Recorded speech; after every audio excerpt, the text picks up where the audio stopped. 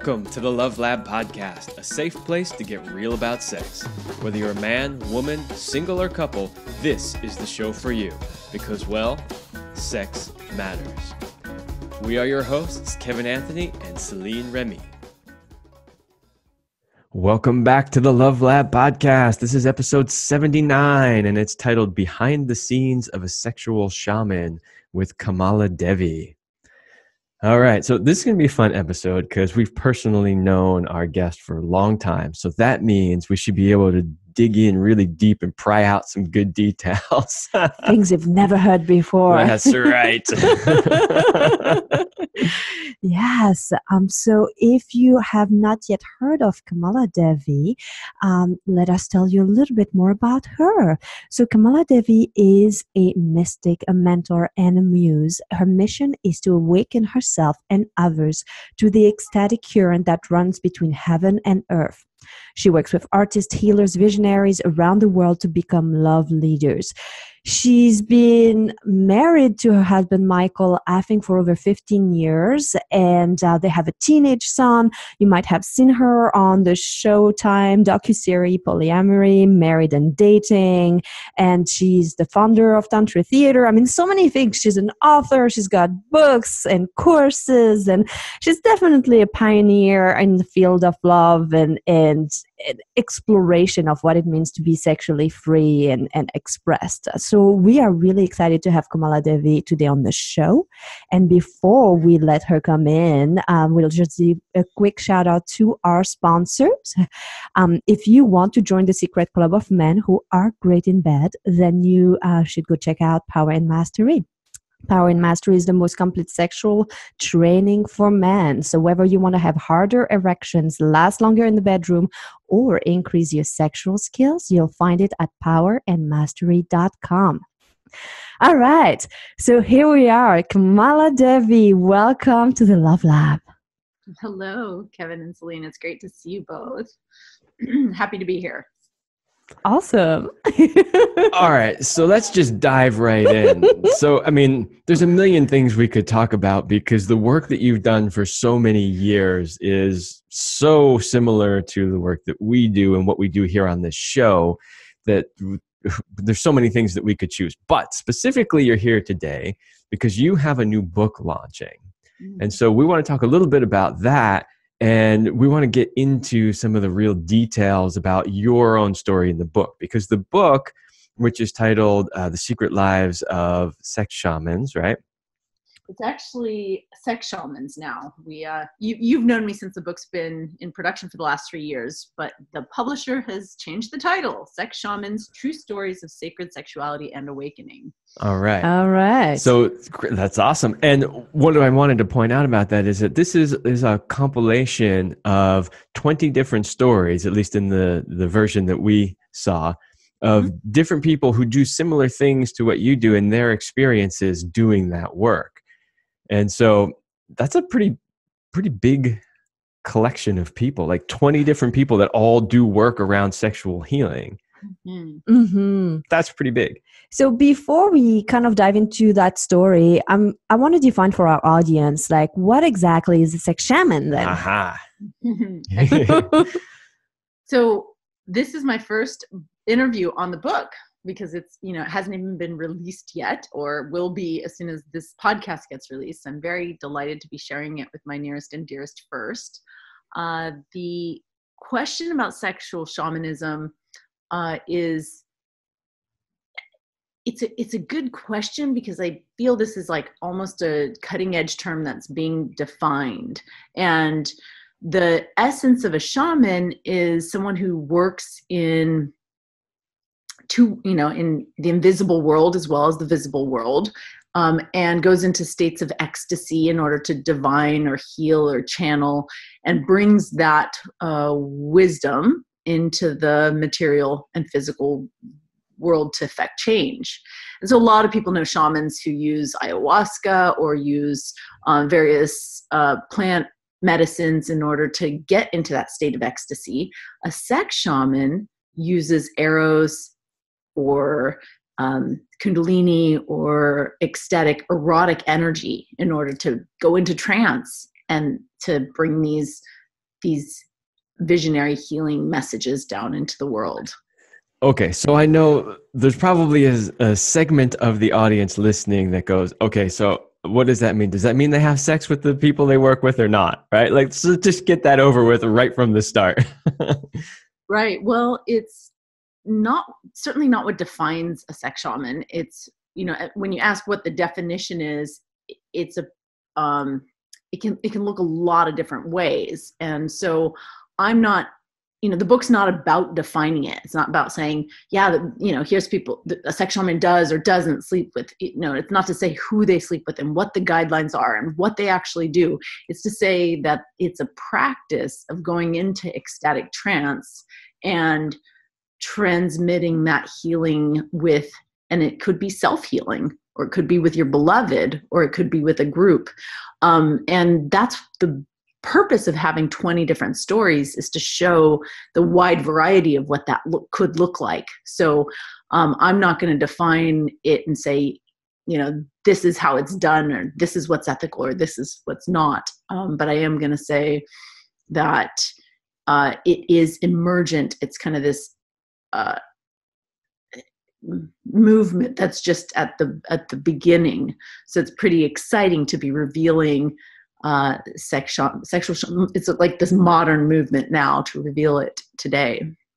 Mm-hmm. One thing that I liked in what you expressed was when we start to talk and bring in the term shamanism, a lot of people think about plant medicine or like something from the outside. But here we're really talking about something that we all have within. And that's like what we all come from, sexual energy. And it's how to utilize it and change it, and how to access it so that we can access different states of consciousness and evolve. And that it's something that you can do whether or not you have a sexual partner, because you have your own body and you can make love to anything, right? Make love to the world, to the earth, to the plants, to everything that exists, to yourself. So I love that you're not stuck in one place, that you need something from the outside or you need somebody else. It's really all about using what you have. Absolutely. And it is, important to note, like there's endogenous and exogenous like medicines. And this is not about like we can take other exogenous substances and have it affect our brain chemistry. But I think everybody who's listening has had an experience of like, wow, I got really high from making love. And it's like, the colors are brighter, or the walls start to melt, or wow, that was just, some like I merged with someone or something. And the question becomes like, you've had these mystical experiences through lovemaking. Are you cultivating that? Are you channeling it? Do you know how to work with that to heal yourself or your relationships or, aspects of your life? And this isn't so much a how-to book, but it does share various stories followed by various exercises. So not only are there 20 different stories, there's 20 different sexual shaman exercises, so that somebody could look at it like a self-help guided journey if they want to cultivate this mystical power of lovemaking for, the benefit of, their own evolution. Well, what I think is so beautiful about that is that, one of the things you just said is, I'm sure so many of the people listening have had these moments where, they had these massive just moments where they're connecting sexually and the walls are melting and the colors are more vivid and all that kind of stuff. But you know what?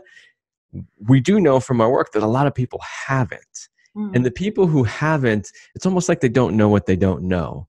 In other words, they're just having the sex that they normally have. They're not reaching these states, and they're not even aware that it's possible. So therefore, they're not even trying to reach these states. And I think a book like this has the potential to open people's minds to the idea that it's actually possible to do something like this. And that's one of the things that we try to get across in our show all the time. We talk about this subject a lot. It's like, think of if you just did this instead of this over here, what you normally do, how much further you could take this.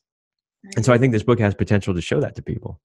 Yeah, and it's kind of ironic because sex can't really be learned in a book. Practice makes perfect. Transmission. It's it has to involve like the warmth of the skin and the smells and the tastes. but it does, you're right, plant seeds. You know, the book can point in the direction of something that could be a direct experience.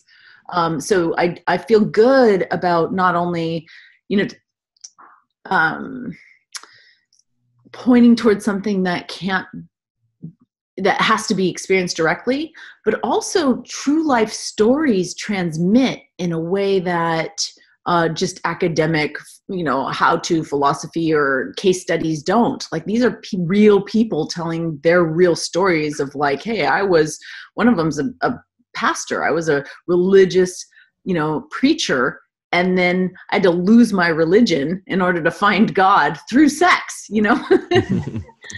Yeah, I think the personal stories are what's really sort of riveting to people. And we are definitely going to dive into some bits of your personal story. But I have one more question before we do that. And we've sort of somewhat answered it already, but maybe just to make it a little bit clearer. And that's, you know, what was the real inspiration to put this together? We've hinted at it a few times in the discussion already, but like, why put this in paper and put it out there to the world? Yeah, so I was a yoga teacher for maybe 15 years. I was doing a lot of embodied, you know, somatic work with people. And I kept having this experience of, through touch, through breath, through movement, I would have like an awakening or a spark or an intuition or a hit. And I would share with my private clients, you know, hey, I've got this picture, this vision, or this, you know, and it was amazing to find that my clients were like, wow, you know, I haven't been able to get an erection. And then after our private session, I had this whole different experience around my arousal, or inevitably my yoga, non-sexual yoga classes would turn into these sexual coaching classes. And I thought I was like cursed or weird or whatever, until I actually read a book. This is 20 years ago. It was called Women of the Light. And it was a compilation of true life stories about people who, by Ray Stubbs, if you want to check it out. But this book changed my life, changed the trajectory of my life entirely, put me on the path that, you know, we're currently on. And so here it is 20 years later. And I was like, if that book could change my life so much, I'd love my peers, friends, lovers to do something very similar. And so I sought out their stories to put it in a book to guide the next generation. That was really a formative book for me. And I feel like this is, although not directly, it's in a similar lineage, but it transmits sexual shamanism. And by the way, that book is the first time I heard the word sex shaman, is in that. Ray Stubbs is the person who popularized the term. Mm-hmm. So you're paying it forward to the next generation. Yeah. So I want to backtrack a little bit now. So I love the vision of that. And some of our listeners might have followed the whole show as you did. I remember, like, I was loving watching Married and Dating. And so I think what I would love to do is to kind of like give us a little bit of a quick, like, hey, what has been happening for you? So there's the show. Here you are the peak of, like, it's a big dream. You're doing the show. And this is like huge exposure, this that's coming reality. And then something happens where it's like you go into the darkest time of your life. And you describe part of that in the story that you have in your own book. And I'm kind of like curious about, like, okay, what happened since people have left, have seen you, until like where you are now, and in like where you pieced yourself back together. Yeah, thank you. For those who didn't see Polyamory, Married and Dating, it is about my not just open marriage, but like a whole constellation of lovers who are you know, long-term deep relationships, all with informed consent of each other. And we're doing this redefining family. And there was 2 seasons of it. It was, you know, I think really groundbreaking in this new movement of alternative relationships. But what happened after the show was some, it's like everybody knows how devastating breakup or divorce can be. Now imagine having divorce and breakup on like 3 different fronts, 3 different, beloveds. It was like a double wave hold down, like you're like crashed underwater. And I really drowned, not just in the loss of my relationship with Jennifer Tall, Rachel, recently separated from Roxanne as well, but from not just the breaking up, but the postpartum after the show. And then I had all kinds of health issues. Like I was malnourished and I had neurotoxins and I literally had a nervous breakdown. So yes, that was the dark night of my soul. And through the healing of that, Michael and I have done such extraordinary work on our soul connection. So my husband and I not just remarried at a whole different level, but an immense amount of work on physical vitality, health, like biohacking and getting my well-being in order, but multidimensionally. So also emotionally and spiritually. And so I feel in essence, it's like what's happened since, it's like now I feel like a new species because the healing has been so immense and tremendous in the last 5 years that I look at that old reality show where I look at the challenges that I had and I think, wow, that was another incarnation entirely. I feel literally like a new human. Yeah, and so now we're getting into the story. One thing I want to just tell the listeners quickly, that if you read the book and you read KamalaDevi's portion of the book, it spans almost her entire life, right? So as you read it, it really starts with some of the early influences and some of the big moments of her life that kind of took her in the direction. And then it sort of culminates with the show and what happened after the show and then the healing part. So there's way more in there and we couldn't possibly talk about all of that in one podcast episode. It's just too much. But one of the things that we thought we would focus on here is that sort of dark night of the soul after the show and then how you pulled yourself out of that. So we were just talking about that piece now. And I think it would be super valuable to our audience to hear some of the tools, some of the things that you did, some of the things that you used, whether they were, shamanistic in nature or just flat out psychological tools or health and fitness stuff. Like, how did you pull yourself out of that and get back on track? Yeah, thank you. It's, when I feel into the listeners more and more, I am talking to people and it's so common that people hit these midlife crises or these breakdowns or these breakups or, and I think it's really a sign of our accelerated times where, we come into a world and we're kind of programmed as these personalities and we're given a script of this is how you're supposed to live your life. And then what happens when the standard narrative, when we wake up and we say, whoa, this standard narrative doesn't fit the shape of my heart, is we have to break out of that box. And the breaking out of that box is like a breaking down, dissolving, letting go of concepts, letting go of identity. Who we were doesn't serve us anymore. And sometimes that process of waking up is like crumbling to your knees and falling on the ground and just being like, I don't know what reality is anymore or how to navigate it. And so I don't at all feel alone, although in those moments, you always feel like, oh my God, I'm going crazy and I'm the only person like this. And but what's beautiful is the more I'm having these conversations, I recognize that it's almost a symptom of waking up. It's like it has to get messy. It has to break down in order for us to reorient around the soul. Reorient around the true essence of who we are, despite what our parents taught, church, state, any other structures have imposed on us.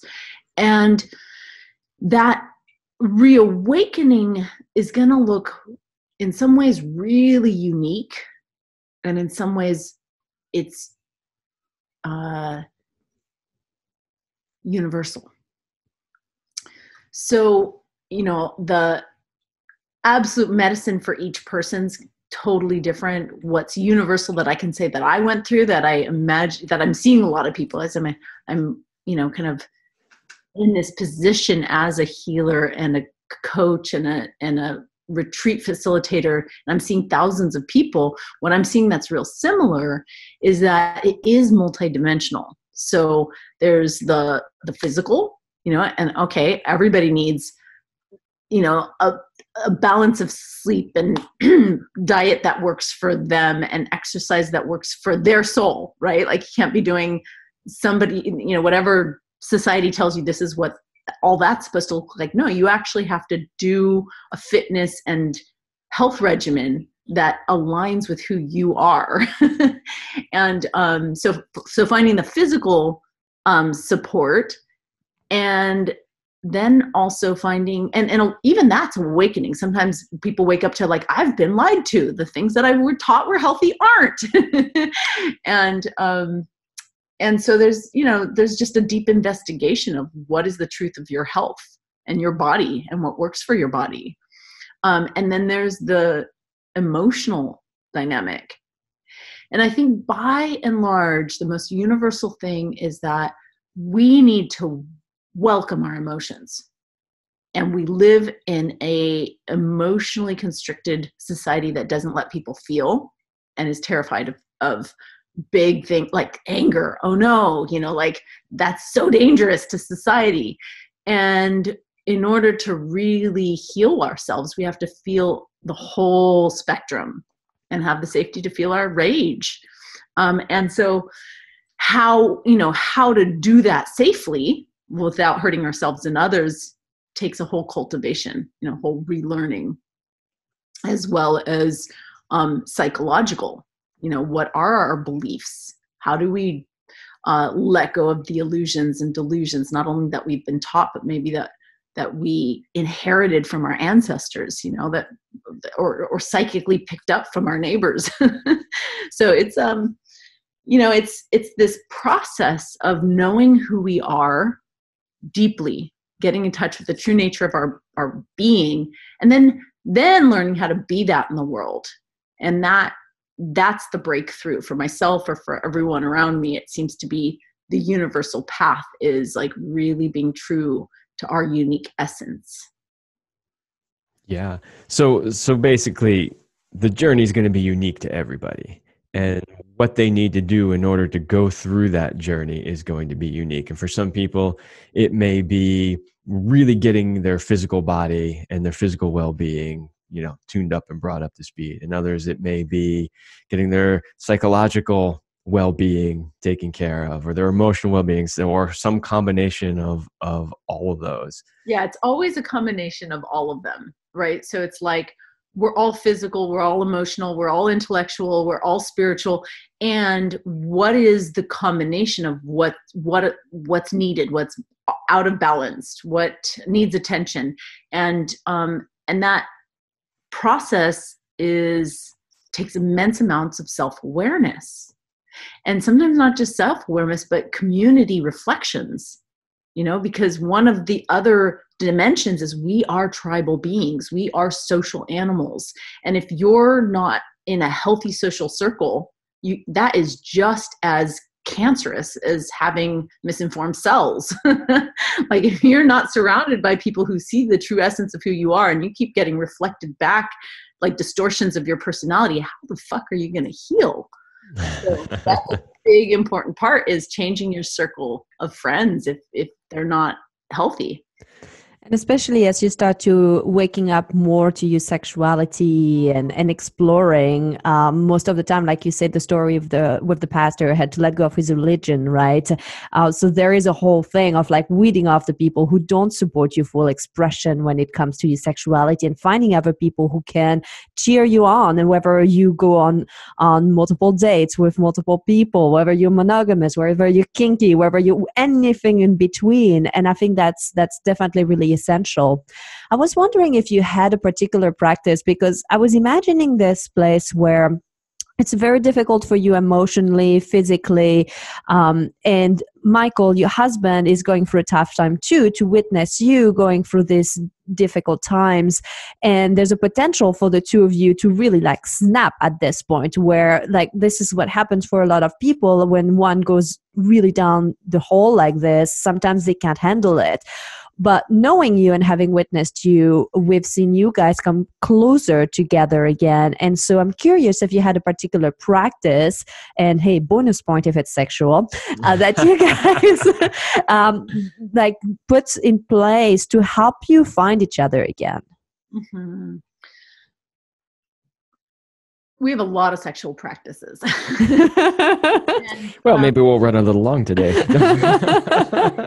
And it is, I think, important to note that sexual energy actually runs through the core of all of those different dimensions I mentioned.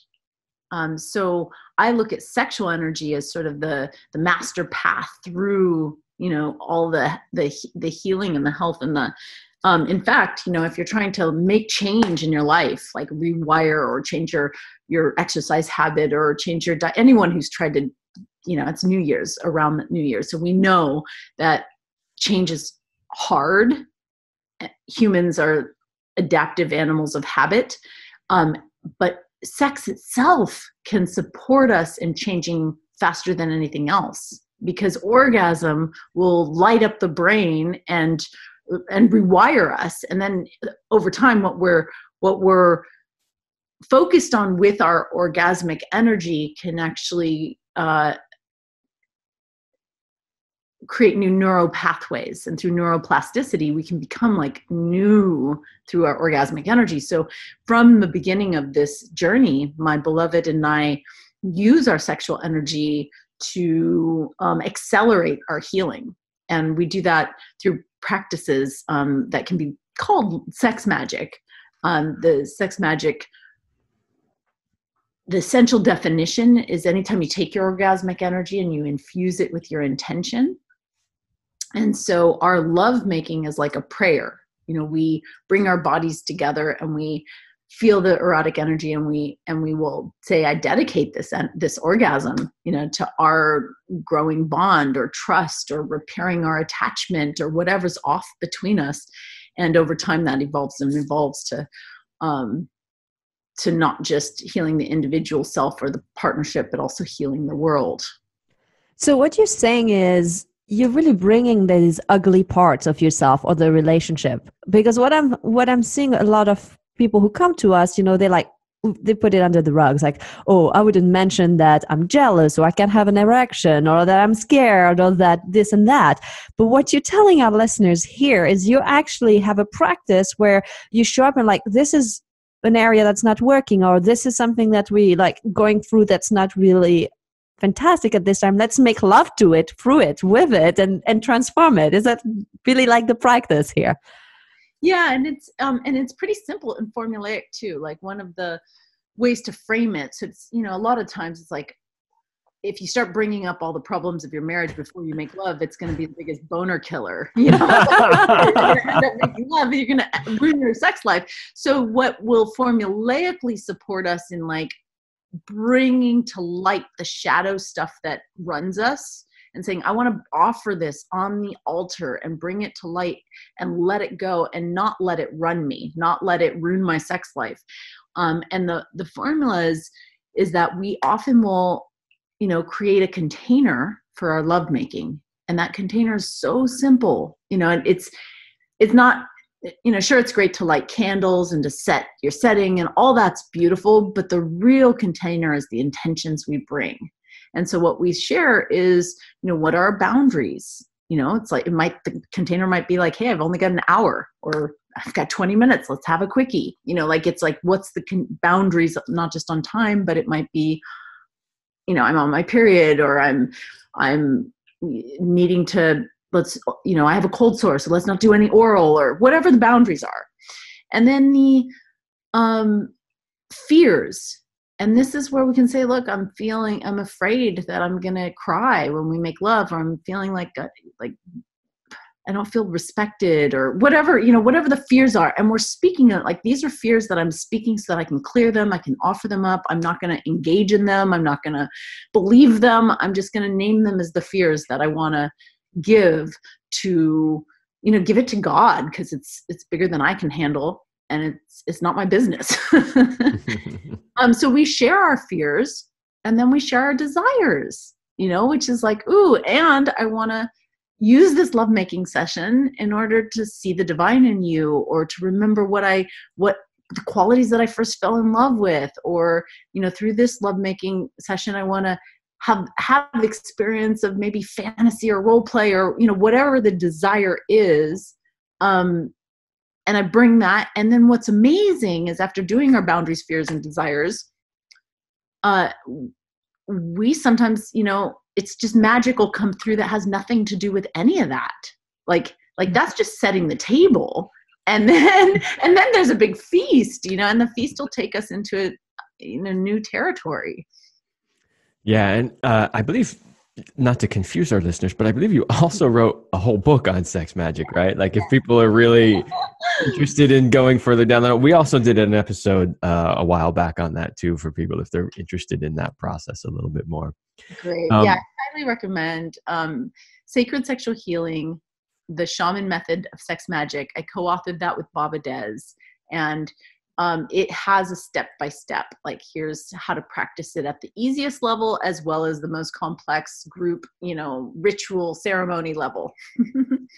Awesome. But I think you gave a really good first step right there. I really liked that, setting the intention in the container, and that was really nicely explained. So thank you for that. Mm-hmm. Yeah, I have another question too, and I know we're starting to get a little long here, but that's okay. It's still juicy.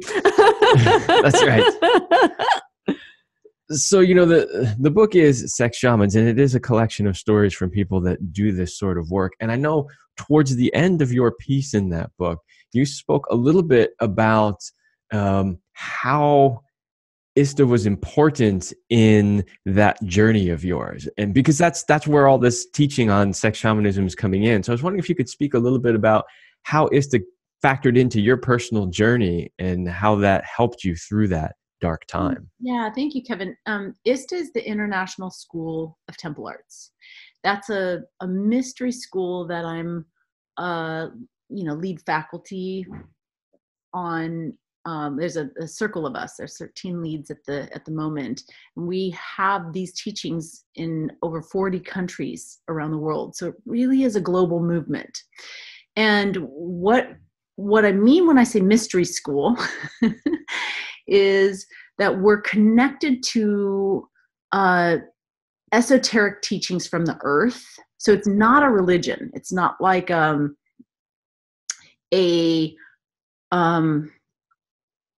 doctrine that comes from, some ancient text. It's more like this living, listening to nature and the evolution of what's coming through, which is why I think it's happening in 40 countries and it keeps growing, and is that it really is evolutionary, and it's evolving through the people and through, sexual energy.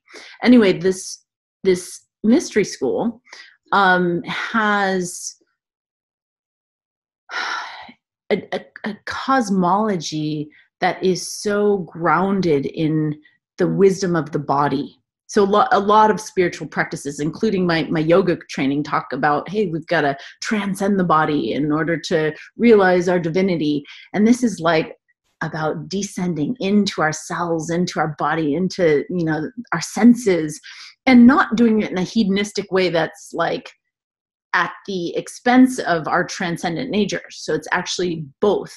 And one of the reasons this is so important is this was the path to my breaking through, to my awakening and my breaking through. And it's also a path to my deep community. As I mentioned, we can't, what's the point of getting sane in an insane world if you go back out and then everyone's reflecting insanity to you? Here, you get surrounded by friends and lovers who are woke to the holiness of our sexual energy. And so this particular school is it's my fellowship. It's family, and it's not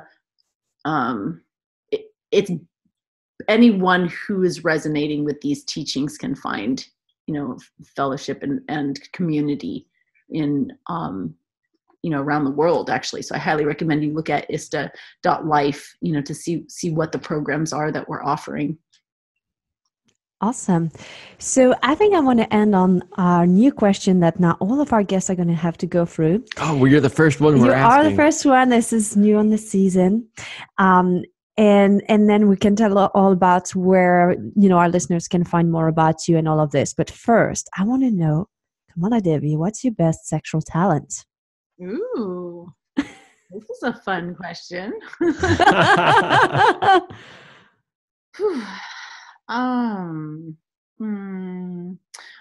Wow, this is funny. So I know that this is an interview for this book, but I wrote another book called 52 Fridays about fantasy.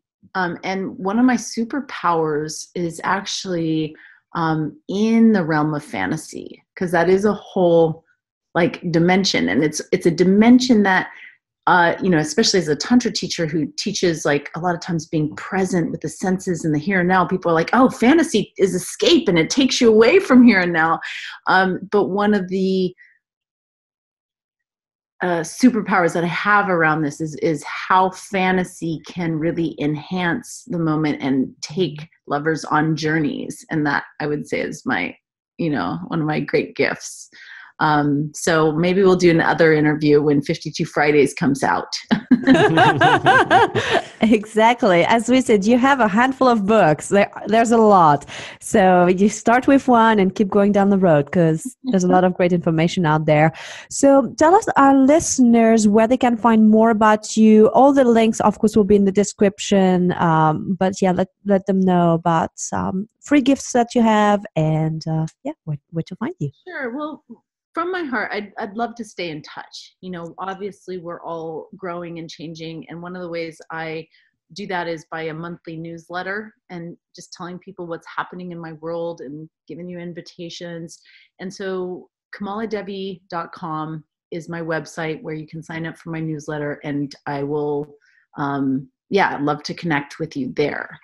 And then the other exciting piece is that this is just out, Sex Shamans on Amazon or your bookstores, your local bookstores. So we have a sexshamans.com, but I recommend you, just get your hands on the book through any and all means, and do the exercises in the book too, because it really is designed for your own awakening. Awesome. All right. Well, there you have it. Thank you so much, KamalaDevi, for coming on the show with us. My pleasure. Thank you both. I look forward to next time. Yeah. Well, we wish you and the book a lot of success. And if you want to come on again and talk about another book or any other crazy sex-related stuff, because we love that, you just let us know. Blessings. All right, everybody, that's all the time we have for this episode. So we will see you next week.